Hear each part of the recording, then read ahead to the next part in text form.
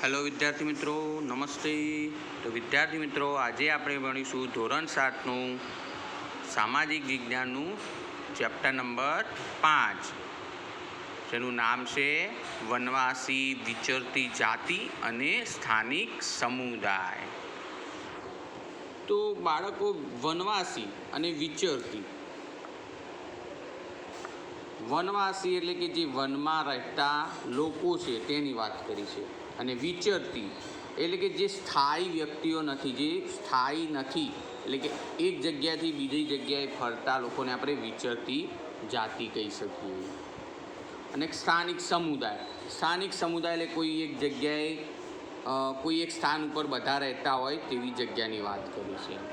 તો ચલો હવે આપણે પાઠને જોઈશું. તો તમે વિદ્યાર્થી મિત્રો આગળ જોયું કે કેવી રીતે રાજ્યોનો ઉદ્ભવ અને તેનું પતન થયું. આપણે રાજ્યો વિશે તો ભણી ગયા ને, તેના શાસન વિશે ભણી ગયા, રાજ્યનો ઉદ્ભવ કેવી રીતે થયો હતો અને તેમનું પતન પણ કેવી રીતે થયું.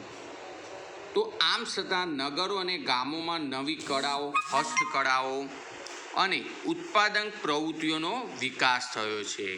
અને આ સમયગાળામાં કેટલાક મહત્ત્વપૂર્ણ રાજનૈતિક, સામાજિક અને આર્થિક પરિવર્તનો થયા.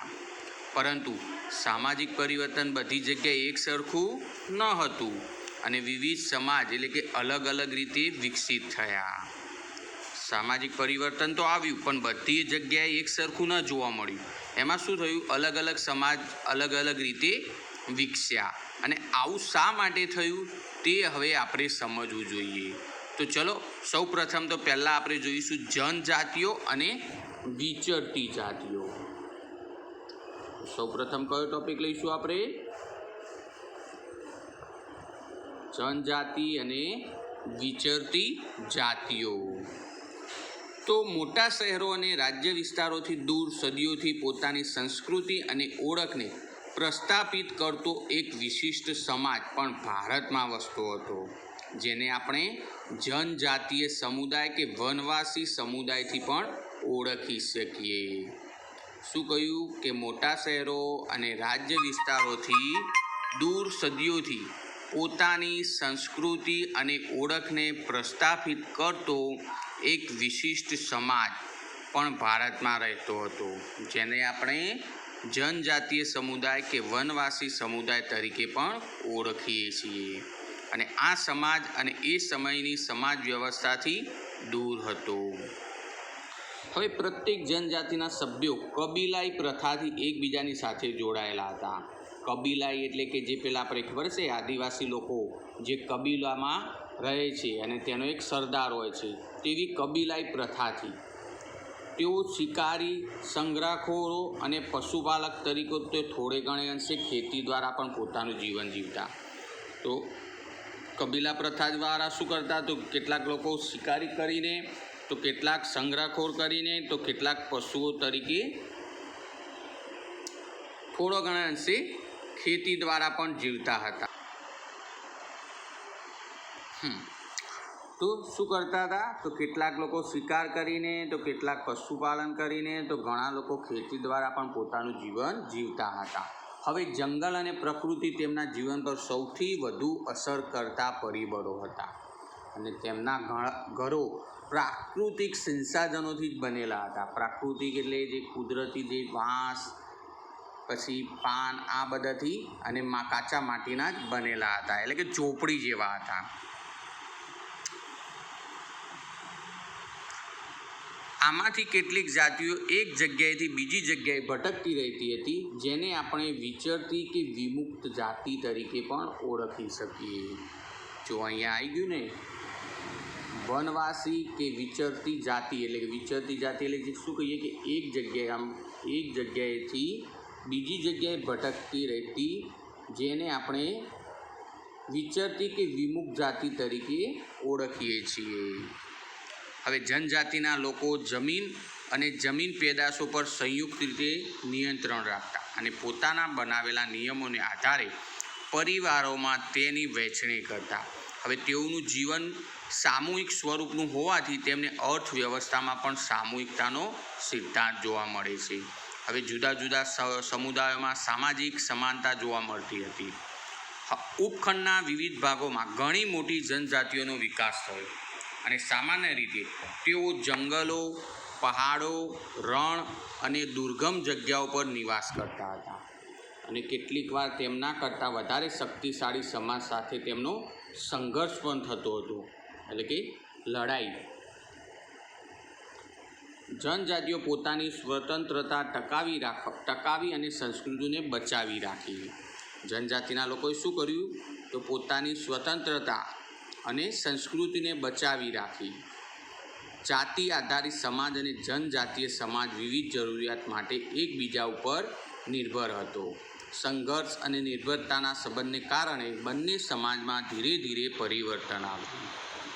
હવે જોઈશું વનવાસી અને વિચરતી જાતિના લોકો. પહેલાં આપણે જનજાતિઓ જોઈએ, હવે વનવાસી લોકો જોઈએ. જે વનવાસી એટલે કે વનમાં રહેતા લોકો છે તેની જાતિઓ અને એમાં પણ વિચરતી જાતિઓ છે.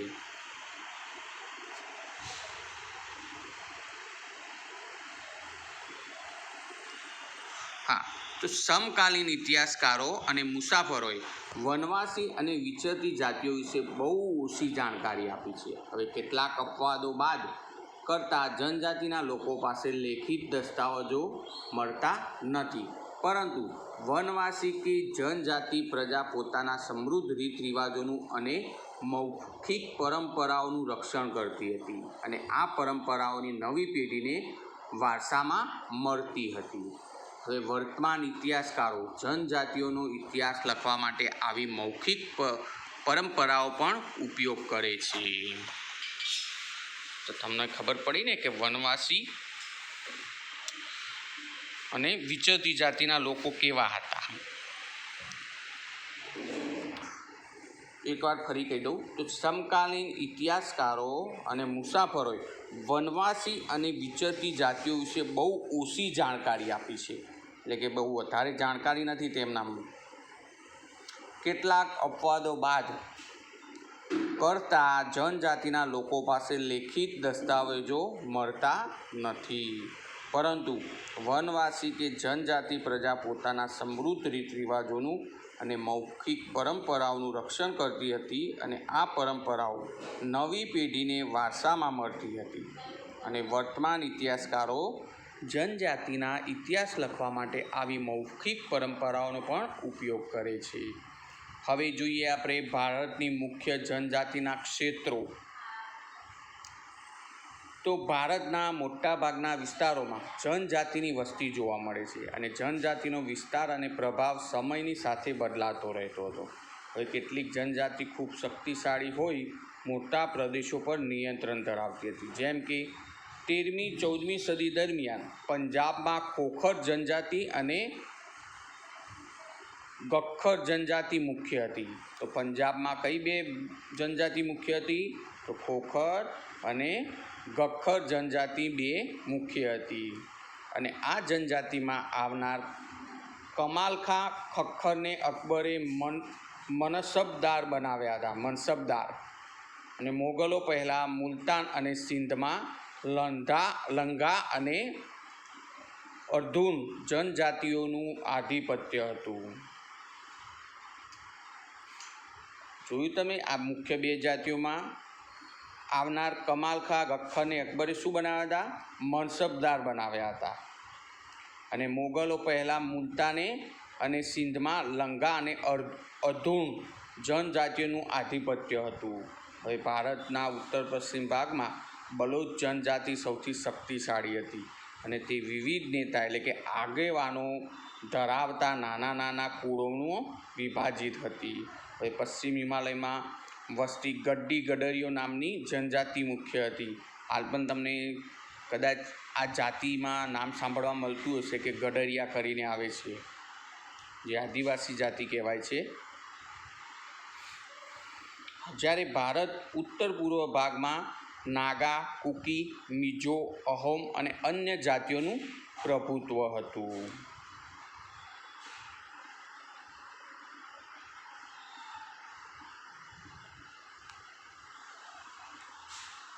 હવે હાલના બિહાર અને ઝારખંડના કેટલાક વિસ્તારોમાં 12મી સદી સુધી ચેર સરદારોનું આધિપત્ય હતું અને ઈસવીસન 1591માં અકબરના સેનાપતિ રાજા માનસિંહે ચેર જાતિ ઉપર હુમલો કરી પરાજિત કર્યા હતા, પરંતુ તેમને સંપૂર્ણપણે આધીન બનાવી શક્યા નહીં અને ઔરંગઝેબના સમયમાં મુગલ સેનાએ ચેર જાતિના ઘણા કિલ્લાઓ કબજે કરી તેમના પર પ્રભુત્વ સ્થાપિત કર્યું હતું અને આ વિસ્તારની બે મહત્ત્વની જનજાતિઓમાં મુંડા અને સંથાલ હતી અને આ જનજાતિઓ આ વિસ્તારના ઉપરાંત ઓડિશા અને બંગાળમાં પણ રહેતી હતી. હવે કર્ણાટક અને મહારાષ્ટ્રના પહાડી વિસ્તારોમાં કોળી, બેરાદ અને બીજી કેટલીક જનજાતિઓ રહેતી હતી અને દક્ષિણ ભારતમાં કોરાગા, વેતર, મારવાડ અને બીજી જનજાતિઓના લોકો મોટી સંખ્યામાં વસતા હતા. ભીલ આ જનજાતિઓમાંથી સૌથી અગત્યના છે. તો જે ભીલ જાતિ કહીએ છીએ ને આપણે, આદિવાસીમાં આવે, અને આ જનજાતિઓમાં સૌથી અગત્યના હતા, જે પશ્ચિમ અને મધ્ય ભારતમાં ફેલાયા હતા. હવે 16મી સદીના અંત સુધીમાં તેમના ઘણા ખેડૂતો અને જમીનદાર તરીકે સ્થાયી હતા. જો કે કેટલાક ભીલ કુળ શિકાર અને અન્ન સંગ્રહ સાથે જોડાયેલા હતા અને હાલના છત્તીસગઢ, મધ્યપ્રદેશ, મહારાષ્ટ્ર અને આંધ્રપ્રદેશમાં ગોળ લોકોની વસ્તી વધુ છે. હવે ગુજરાતમાં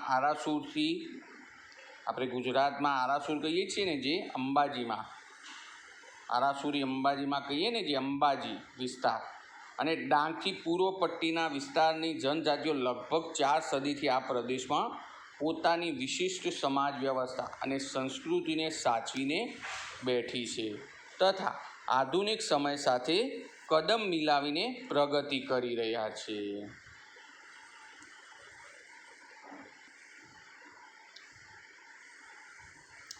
તો હવે આપણે જોઈએ વિચરતી અને વિમુખ જાતિ. જે વિચરતી અને વિમુખ જાતિના લોકો પોતાના પશુઓ સાથે દૂર દૂર સુધી ફરતા રહેતા હતા અને તેમનું જીવન મોટે ભાગે પશુપાલન ઉપર આધારિત હતું.